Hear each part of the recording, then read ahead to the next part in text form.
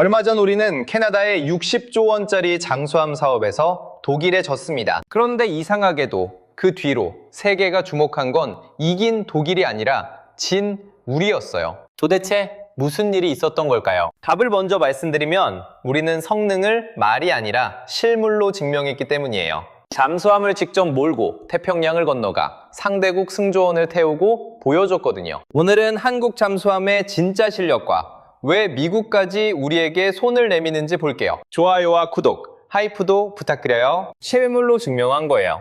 먼저 상황을 정리해 볼게요.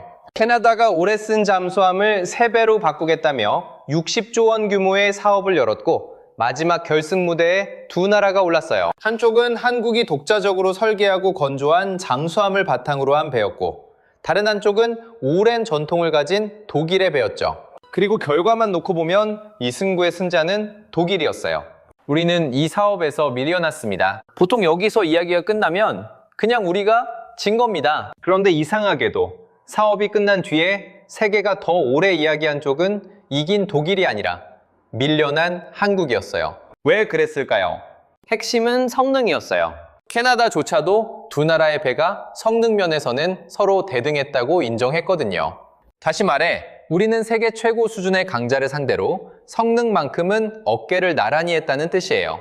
그런데 대등하다는 말만으로는 세계가 이렇게까지 주목하지 않았을 거예요. 진짜 차이는 그 다음에 있었어요. 바로 실물이었죠. 한국은 이미 완성해서 바다에 띄운 진짜 잠수함을 가지고 있었어요. 그래서 그 배를 직접 몰고 넓은 태평양을 가로질러 캐나다 근처까지 건너갔습니다. 그러고 보는 캐나다 해군의 승조원을 그 배에 직접 태웠어요. 카탈로그 속의 그림이나 계획서가 아니라 지금 물속을 움직이는 배를 손으로 만지고 몸으로 타보게 한 거예요. 사실 잠수함을 직접 몰고 태평양을 건넌다는 건 생각보다 훨씬 무거운 말이에요. 먼바다를 오래 항해하려면 배가 튼튼해야 하고 그 안에서 사람이 며칠씩 생활하며 배를 정확히 다룰 수 있어야 하거든요. 즉, 배 한 척이 여기까지 왔다는 사실 자체가 설계와 건조와 운용이 모두 실제로 돌아간다는 걸 통째로 보여준 셈이에요. 그래서 이 항해는 단순한 이동이 아니라 우리 기술 전체가 진짜라는 걸 증명하는 무대였던 거죠. 반면에 독일이 캐나다에 내놓은 배는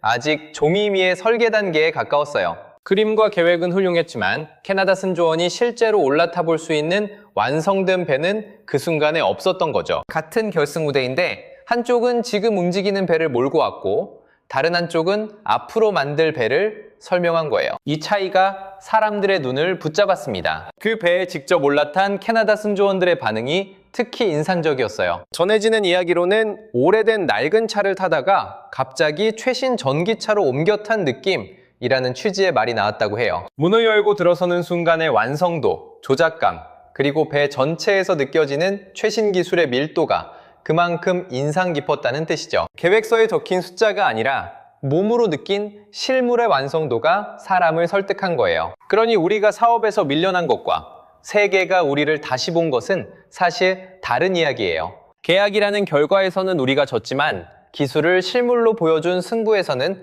강자와 대등하다는 걸 세계 앞에 증명했으니까요. 말이 아니라 진짜 배로 증명했다는 것.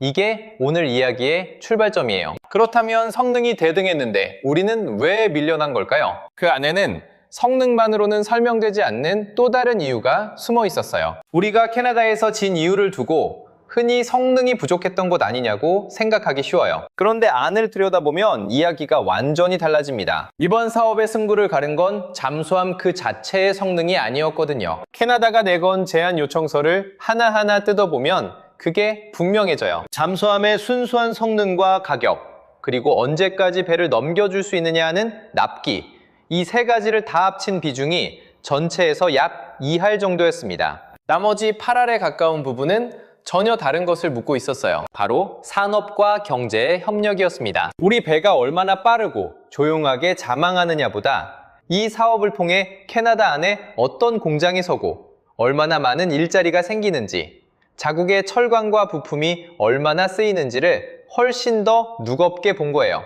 이 8할이라는 숫자가 무슨 뜻인지 곰곰이 짚어볼 필요가 있어요. 성능과 가격과 납기가 겨우 2할이라는 건 이 입찰이 더는 잠수함을 고르는 자리가 아니었다는 말이거든요. 캐나다는 배 한 척을 사려던 게 아니라 앞으로 수십 년을 함께 갈 국가 산업의 동반자를 고르고 있었던 셈이에요. 배를 만들어 넘겨주고 끝나는 거래가 아니라 자국 안에 조선과 방산의 생태계를 심어줄 상대가 필요했던 거죠. 사업을 따내려면 그만큼 캐나다 산업에 되돌려줄 몫이 커야 한다는 조건이 함께 붙었고, 그래서 이 입찰은 사실상 어느 나라를 산업의 파트너로 맞아들일지를 고르는 자리로 바뀌어 있었어요. 그러니 아무리 물속에서 뛰어난 배를 내밀어도 캐나다 땅에 어떤 공장과 기술과 일자리를 남겨줄 수 있느냐는 물음 앞에서는 그 성능이 결정적인 무기가 되기 어려웠던 겁니다. 여기에는 캐나다가 처한 사정도 함께 얽혀 있었습니다. 그동안 캐나다는 안보와 산업의 많은 부분을 이웃한 큰 나라에 기대왔는데, 이제는 그 의존에서 조금씩 벗어나 자기 목소리를 내려는 흐름이 뚜렷해졌어요. 그래서 유럽의 오랜 동맹들과 손을 더 단단히 잡는 쪽으로 방향을 틀었고, 유럽 한복판에 자리한 독일이 지리적으로도 정치적으로도 한결 가깝게 느껴졌을 겁니다. 이건 순전히 배의 값어치만으로 내린 판단이 아니라 앞으로 어느 편에 서서 나라를 꾸려갈지를 두고 내린 정치적 선택에 더 가까웠어요. 그리고 여기서 우리가 겨룬 상대가 누구였는지를 꼭 기억해야 해요. 독일은 재래식 잠수함 분야에서 수십 년 동안 세계의 기준을 세워온 전통의 강자입니다. 지금까지 18개가 넘는 나라에 180척이 넘는 잠수함을 팔아온 이름이거든요. 이 정도면 한두 번 잘 만든 게 아니라 오랜 세월 꾸준히 세계의 바다를 채워온 저력이에요. 그런 상대를 앞에 두고 우리 잠수함의 성능이 대등하다는 평가를 받았다는 건 결코 가볍게 넘길 일이 아닙니다. 세계 최고의 강자와 어깨를 나란히 할 만큼 우리가 올라섰다는 걸 이번 사업이 오히려 보여준 거예요.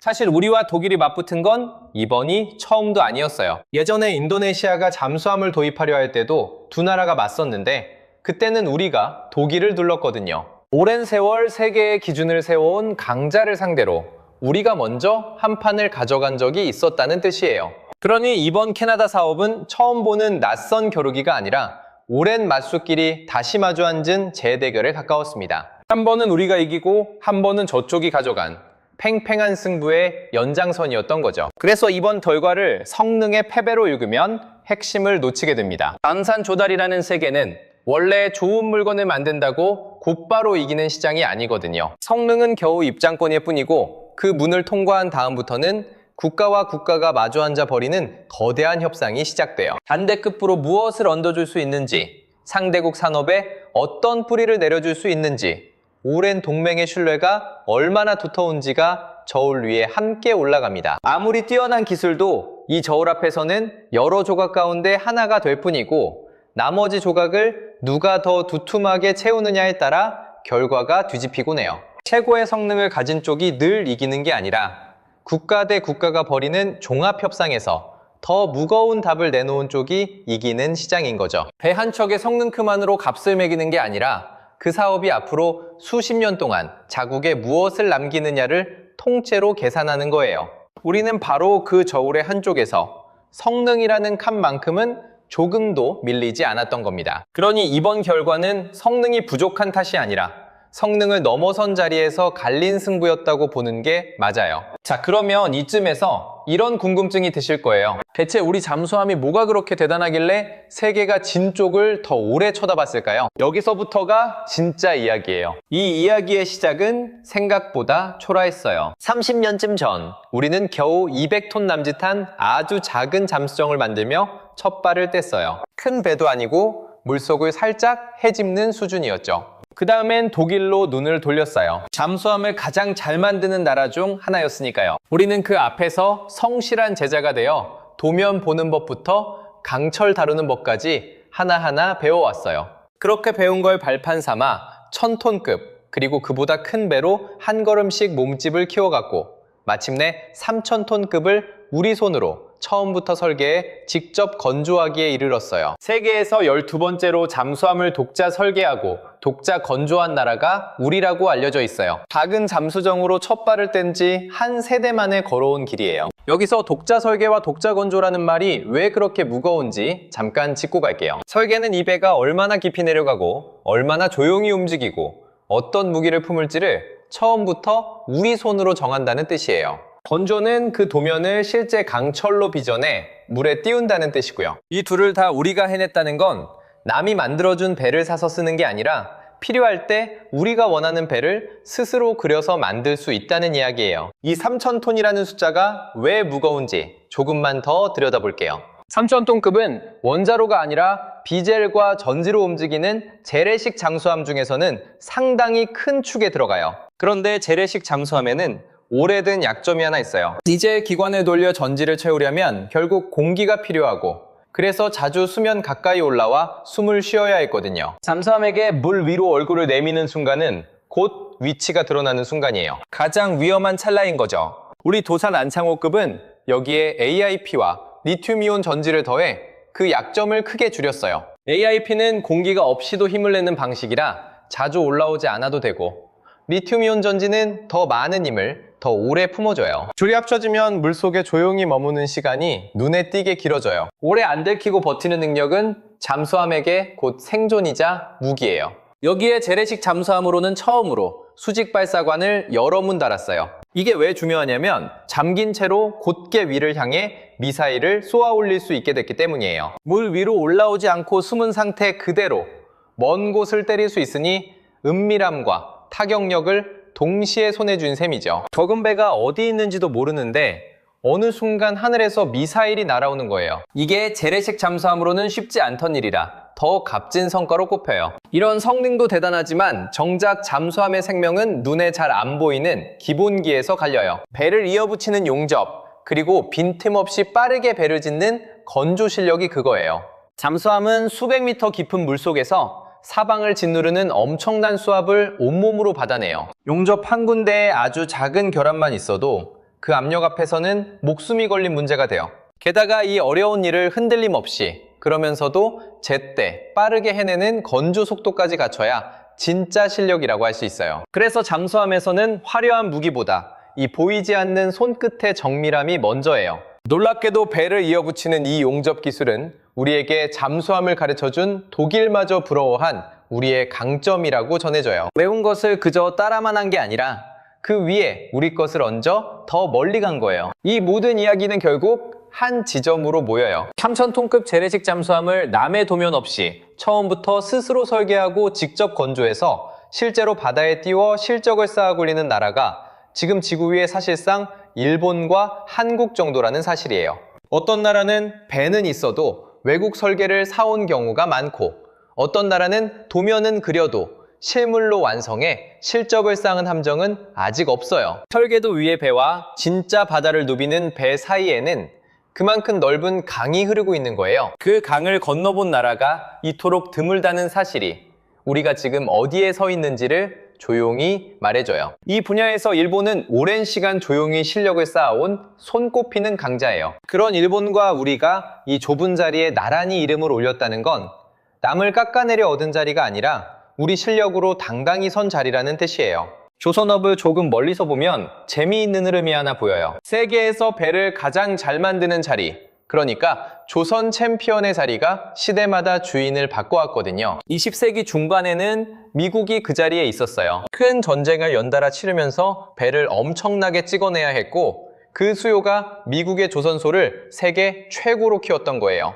그런데 전쟁이 끝나고 인건비가 크게 오르자 배를 만드는 일은 더 값싸게 만들 수 있는 곳을 찾아 움직이기 시작했어요. 그렇게 바통을 이어받은 나라가 20세기 후반의 일본이었어요. 일본은 앞선 기술을 빠르게 흡수하면서 세 개의 배를 도맡아 만들었고요. 그 다음에는 같은 이유로 한국이 그 자리를 넘겨받았어요. 숙련된 인력과 낮은 비용, 그리고 밤낮 없이 쌓은 기술이 맞물리면서 2020년 무렵에는 한국의 대형 조선 3사가 세계를 대표하는 이름이 되었어요. 챔피언이 나라를 옮겨다닌 이유는 결국 인건비와 기술과 수요가 함께 움직였기 때문이에요. 배를 만드는 데에는 수많은 손이 필요하니 인건비가 싸고 인력이 풍부한 곳으로 무게중심이 옮겨가는 게 자연스러웠어요. 그리고 그 자리를 넘겨받은 나라는 단순히 값이 싸서가 아니라 앞선 나라의 기술을 배우고 자기 것으로 소화해냈기 때문에 챔피언이 될 수 있었어요. 이렇게 챔피언의 자리가 시대마다 옮겨갔다는 건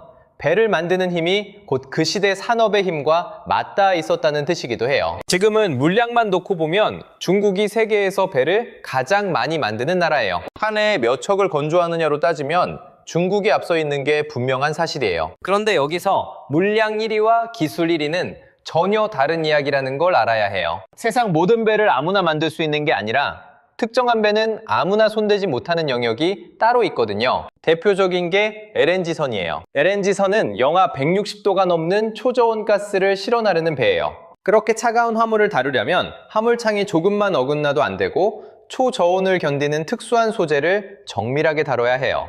가스가 새지 않도록 이어붙이는 그 작업 하나가 배값의 상당 부분을 좌우할 정도예요. 얼음을 깨면서 나아가는 쇄빙선도 마찬가지예요. 두꺼운 얼음판을 밀어붙이면서도 선체가 멀쩡히 버텨줘야 하니 철판을 다루는 기술부터 차원이 달라요. 이렇게 극저온과 극한의 환경을 견뎌야 하는 고난도 배에서는 한국이 여전히 세계 최고 수준에 있어요. 남들이 쉽게 따라 만들지 못하는 배를 만들어내는 자리, 바로 그 자리를 한국이 지키고 있는 거예요. 군함으로 넘어오면 이야기가 더 선명해져요. 한국은 핵으로 움직이는 항공모함과 핵으로 추진하는 잠수함, 이 둘을 뺀 사실상 대부분의 군함을 스스로 만들 수 있는 나라예요. 구축함도 만들고 호위함도 만들고 상륙함도 만들어요. 그 중에서도 이지스 구축함 같은 배는 특별해요. 하늘과 바다와 물속의 위협을 한꺼번에 감시하고 대응하는 두뇌를 배 한 척에 통째로 얹어야 하거든요. 수많은 표적을 동시에 추적하고 판단하는 그런 함정을 자기 손으로 설계하고 건조하는 나라는 세계에 몇 되지 않아요. 강한 철판을 잇는 기술만 있다고 되는 게 아니라 그 안에 들어가는 정밀한 장비와 수만 개의 부품을 제때 맞춰 넣는 관리 능력까지 함께 갖춰야 하거든요. 그 모든 것을 한 나라 안에서 소화한다는 건 오랜 세월 도면과 현장에서 실력을 쌓아온 나라만이 누릴 수 있는 자격이에요. 한국은 그 어려운 배들을 도면 위의 약속이 아니라 바다에 뜬 실물로 만들어냈어요. 실물로 증명한 거예요. 그러면 이 조선 능력이 왜 그렇게까지 중요한 걸까요? 배를 만드는 힘은 평시에는 산업의 힘이지만 위기가 닥치면 곧바로 국력이자 안보로 바뀌기 때문이에요. 전쟁이 길어지면 배는 상하고 가라앉아요. 그때 배를 빠르게 새로 만들고 다친 배를 신속히 고쳐 다시 바다로 내보낼 수 있는 나라와 그러지 못하는 나라의 운명은 완전히 갈려요. 아무리 강한 군대라도 배를 대줄 조선소가 없으면 오래 버티기 어렵거든요. 그래서 튼튼한 조선 능력을 가진 나라는 그 자체로 든든한 힘을 준 셈이에요. 값싼 배를 많이 찍어내는 힘과 아무도 못 만드는 배를 정확히 만들어내는 힘은 뿌리가 다른 힘이고 나라의 무게가 실리는 쪽은 언제나 뒤의 것이거든요.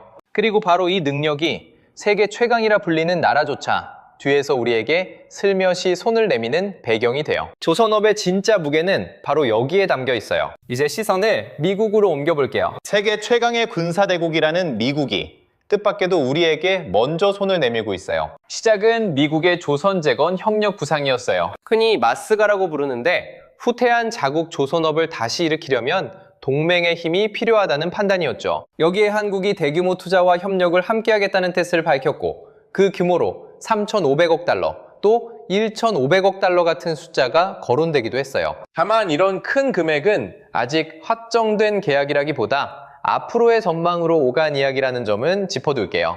그리고 얼마 뒤 미국이 구축함과 군수 지원함 같은 함정을 두고 한국에 정보 요청을 보냈다는 흐름이 전해졌어요. 정보 요청이라는 건 본격적인 계약에 앞서 어떤 배를 어느 정도의 값과 기간에 만들 수 있는지 먼저 물어보는 단계예요. 여기서 눈여겨볼 대목이 있어요. 구축함은 함대의 주력이 되는 전투함이고 군수 지원함은 그 함대에 연료와 물자를 실어 날라 먼 바다에서도 오래 작전하게 해주는 배예요. 다시 말해 미국이 물어본 건 변두리의 자잘한 배가 아니라 해군의 뼈대를 이루는 함정들이었다는 뜻이죠. 앞으로 미국이 채워야 할 함정 규모로 1,600조라는 숫자까지 거론됐는데 이 역시 단정할 수 있는 사실이라기보다 그렇게 전망된다는 이야기로 받아들이면 돼요. 그럼 미국은 왜 하필 우리에게 물어봤을까요? 한국이 만든 이지스 구축함을 보면 답이 보여요. 같은 급의 배를 미국이 만들 때보다 건조기간이 짧고 값도 더 낮다는 평가가 나오거든요. 배를 빠르고 알뜰하게 지어낸다는 건 한 척이 아니라 여러 척을 제때 채워야 하는 해군에게는 무엇보다 큰 강점이에요. 만드는 능력만이 아니에요. 또한 태평양 훈련에서는 한국이 여러 나라의 함대를 하나로 묶어 지휘하는 연합 구성군 사령관 자리를 맡기도 했어요. 배를 잘 짓는 데서 그치지 않고 실제로 함대를 운용하고 다국적 작전을 이끄는 능력까지 국제 무대에서 인정받았다는 뜻이죠. 만드는 힘과 쓰는 힘을 함께 갖춘 나라는 생각보다 많지 않아요. 반대로 미국의 사정은 녹록치 않아요. 지금은 함정을 새로 짓는 일은 물론 이미 가진 배를 제때 고치는 일마저 버거워졌어요. 실제로 미국의 한 해추진 잠수함은 사고로 손상된 뒤 수리가 오래도록 밀린 사례가 있었어요. 손상된 배 한 척을 다시 바다로 돌려보내는데 몇 해가 걸릴 만큼, 배를 고칠 조선소도 그 일을 감당할 숙련된 인력도 그만큼 줄어든 거죠. 전투함은 한 번 자리를 비우면 그 빈자리를 다른 배가 메워야 하니 수리가 밀린다는 건 곧 실제 전력이 비어버린다는 뜻이기도 해요. 이건 누구의 잘못이라기보다 오랜 세월 조선 산업의 중심이 자리를 옮겨온 구조적인 결과에 가까워요. 여기서 한 걸음 더 들어가 볼게요. 군사력이라고 하면 흔히 최신 무기와 병력만 떠올리기 쉽지만 바다 위의 힘은 결국 배의 숫자에서 나와요. 아무리 뛰어난 무기를 실을 수 있어도 그 무기를 태울 배가 제때 나오지 않으면 전력은 종이 위의 계획으로 남을 뿐이죠. 그리고 그 배는 반드시 조선소와 숙련된 손끝에서만 태어나요. 무기를 설계하는 힘과 그 무기를 실을 배를 꾸준히 찍어내는 힘은 전혀 다른 이야기인 거예요. 미국이 앞에 힘은 여전히 세계 최고로 쥐고 있지만 뒤의 힘에서 빈틈을 느끼기 시작한 거죠. 세계 최강의 군대를 가진 나라가 정작 그 군대를 받쳐줄 배를 스스로 감당하기 어려워진 상황. 바로 이 지점에서 동맹의 조선 능력이 절실해지는 거예요. 힘이 세다고 모든 걸 혼자 해낼 수 있는 건 아니니까요. 미국이 우리에게 손을 내미는 건 우리를 낮춰보던 시선이 아니라 우리가 가진 조선의 실력을 정말로 필요로 한다는 조용한 인정이자 신호인 셈이에요. 여기서 많은 분들이 가장 궁금해하시는 이야기를 짚고 넘어가야 해요. 바로 핵 추진 잠수함이에요. 이름에 핵이라는 말이 들어가다 보니 오해가 많은데 결론부터 분명히 말씀드리면 핵 추진 잠수함은 핵무기가 아니에요. 무기가 아니라 원자로를 동력으로 삼아 오래 물속을 다니는 배예요. 이 둘은 완전히 다른 이야기인데 여기서부터 차분히 풀어볼게요. 한국은 사실 오래전부터 핵 추진 잠수함을 검토해왔어요. 이유는 단순해요. 북한의 위협에 대응하려면 더 오래, 더 조용히 물속에 머무를 수 있는 배가 필요했거든요. 그런데 검토는 오래됐지만 진전은 더뎠어요. 한미 원자력 협정 안에서 군사용으로 쓸 핵연료를 안정적으로 확보하기가 어려웠기 때문이에요. 그래서 과거에 추진하던 계획이 도중에 멈춰선 적도 있어요. 기술이 없어서가 아니라 연료를 마음대로 구할 수 없다는 벽에 막혔던 셈이에요. 그럼 왜 굳이 잠수함에 원자로를 넣으려는 걸까요? 이유가 있어요. 지금 우리가 만드는 재래식 잠수함은 배터리로 움직이니까 아무리 잠항 시간을 늘려도 결국은 한 번씩 수면 가까이 올라와야 해요. 하지만 원자로를 얹으면 이야기가 달라져요. 연료를 태우는데 공기가 필요 없으니 몇 달을 쉬지 않고 물속에 머무를 수 있고 속력도 훨씬 유지할 수 있어요. 넓은 바다를 멀리 그리고 은밀하게 다니는 데는 이만한 방식이 없는 거예요. 그래서 핵추진은 무기가 아니라 오래 버티는 힘, 즉 동력의 문제로 이해하시면 돼요. 여기서 꼭 짚어야 할 게 저농축과 고농축의 차이예요. 핵연료는 우라늄을 얼마나 진하게 농축했느냐에 따라 성격이 완전히 달라져요. 핵무기를 만들려면 아주 높게 농축한 고농축 우라늄이 있어야 해요. 반면 핵추진 잠수함에 쓰이는 건 그보다 훨씬 낮은 저농축 연료로 흔히 7.5% 수준이 거론돼요. 이 정도 농도는 배를 움직이는 동력으로는 충분하지만 무기로 쓰기에는 한참 못 미쳐요. 같은 우라늄이라도 농도가 다르면 쓰임이 전혀 달라지는 거예요. 그래서 저농축 연료를 쓰는 배를 두고 핵무장이라고 부르는 건 사실과 맞지 않아요. 게다가 이 모든 과정은 국제적인 감시 아래에 있어요. 국제원자력기구가 연료가 어디에 얼마나 쓰이는지 지켜보고 핵 확산 금지 조약이라는 국제적 약속의 틀 안에서 관리돼요. 한국은 이 체제를 준수하겠다는 원칙을 분명히 하고 있어요. 우라늄을 무기 수준으로 높게 농축하지 않고 핵무기를 만들지 않겠다는 원칙이에요. 그러니까 핵추진 잠수함을 갖춘다는 건 평화적인 감시의 틀 안에서 동력을 확보한다는 뜻이지 무기를 손에 쥔다는 뜻이 결코 아니에요. 최근에는 이 문제에 조금씩 길이 열리는 흐름도 전해져요. 정상 사이의 외교 자리에서 핵추진 잠수함에 쓸 연료를 협력해보자는 이야기가 오갔다고 하고 프랑스와는 저농축 연료 분야에서 협력하자는 업무 협약이 언급되기도 했어요. 다만 여기서 신중하게 봐야 할 부분이 있어요. 군함을 어떻게 지을지는 본래 한 나라의 주권에 속하는 일이라 누군가의 허락을 받아 결정하는 게 아니에요. 그러니 어떤 지도자가 승인해줬다기보다는 함께 협력해보자는 뜻이 오갔다는 정도로 보는 게 정확해요. 그리고 이야기가 오갔다는 것과 실제로 배가 물에 뜨는 건 또 다른 문제예요. 연료를 안정적으로 확보하는 일, 원자로를 잠수함에 맞게 설계하고 안전하게 얻는 일, 이 모두가 앞으로 하나하나 풀어가야 할 과제로 남아 있어요. 지금은 가능성의 문이 조금 열린 단계이지 완성된 결과가 아니에요. 그래서 해추진 잠수함을 이야기할 때는 두 가지를 함께 기억하는 게 좋아요. 하나는 이게 무기가 아니라 감시 아래 관리되는 동력이라는 사실이고, 다른 하나는 아직 갈 길이 남아있다는 겸손이에요. 이 둘을 같이 놓고 봐야 이 이야기를 정확하게 이해할 수 있어요. 30년 전을 떠올려 보면 우리 잠수함 이야기는 남해 도면에서 시작됐어요. 독일이 건네준 설계를 받아들고 한 줄 한 줄 배우던 시절이 있었거든요. 낯선 기호와 치수 앞에서 밤새 사전을 뒤지고 왜 여기에 이 선이 그어졌는지 하나하나 되물으며 따라 그리던 제자였어요. 배운 대로 만드는 것만으로도 벅차서 바다에 배 한 척을 온전히 띄우는 일이 까마득하게 느껴지던 나라였고요. 그런데 그 제자가 이제는 스스로 3,000톤급 배를 설계하고 건조해 바다 위에 띄우고 있어요. 배우던 자리에서 어깨를 나란히 하는 자리로, 다시 앞서 나간다는 평가를 받는 자리로 올라선 거예요. 그 도면 위에 적힌 남의 언어를 우리 손끝의 감각으로 바꿔내는 데만도 한 세대가 걸렸어요. 한때 도면을 내주던 스승이 이제는 그 제자가 만든 배를 보며 속으로 배 아파할 수도 있는 그런 자리까지 온 거고요. 배 한 척을 못 만들어 남의 설계를 받아 적던 나라가 이제는 남이 그 배를 보러 바다 건너 찾아오는 나라가 됐으니까요. 스승이 나쁘다는 뜻이 아니에요. 독일은 여전히 세계에서 잠수함을 가장 많이 수출해온 강자고, 우리는 그 강자에게 배워 여기까지 온 거니까요. 이게 하루아침에 생긴 일은 아니에요. 도면을 봤던 그 순간에도 우리는 용접 하나, 자망 하나를 붙들고 밤을 새웠고, 남이 알려준 기술 위에 우리만의 것을 얹으려고 오래 애를 써왔거든요. 재래식 잠수함 최초의 수직 발사관을 얹고 AIP와 리튬이온 전지로 자망 시간을 늘리던 그 작은 진전 하나하나가 모여 오늘의 실적함이 된 거예요. 준비라는 건 원래 그렇게 눈에 잘 안 띄어요. 성과가 터지기 전까지는 그저 밤을 새우는 사람들의 이야기일 뿐이니까요. 아무도 주목하지 않는 동안에도 도크 안에서는 같은 손길이 수십 년째 배를 다듬고 있었던 거예요. 캐나다가 우리를 결승까지 부른 것도, 미국이 함정을 두고 정보를 물어온 것도 그 배경에는 그렇게 조용히 쌓아온 시간이 있었어요. 기회는 준비된 쪽에 먼저 눈길을 준다는 말이 그래서 빈말이 아니에요. 아무리 좋은 판이 열려도 그 순간에 보여줄 실물이 없으면 그건 남의 기회로 지나가 버리거든요. 우리는 실기를 보여줄 배가 이미 바다에 떠 있었기 때문에 세계가 돌아본 거예요.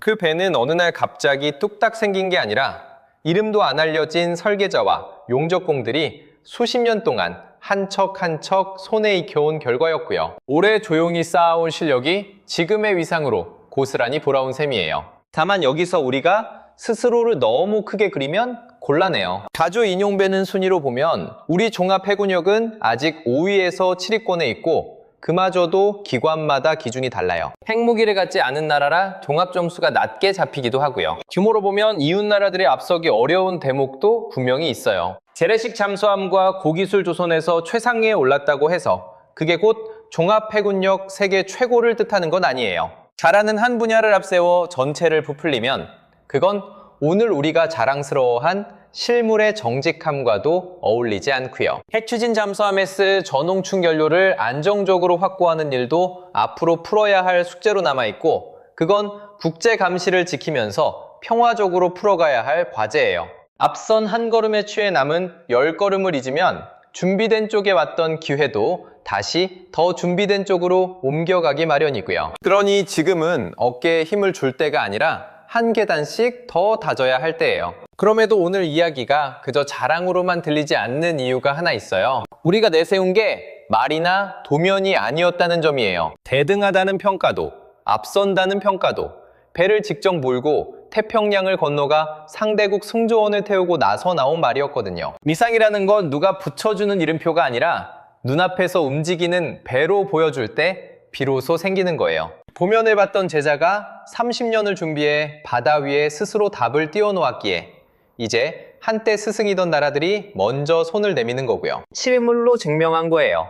오늘 이야기를 한 문장으로 줄이면 이래요. 말로 앞선 게 아니라 실물로 증명했기에 한때 스승이던 나라들이 이제 우리에게 손을 내민다는 겁니다. 여러분은 어떻게 보세요?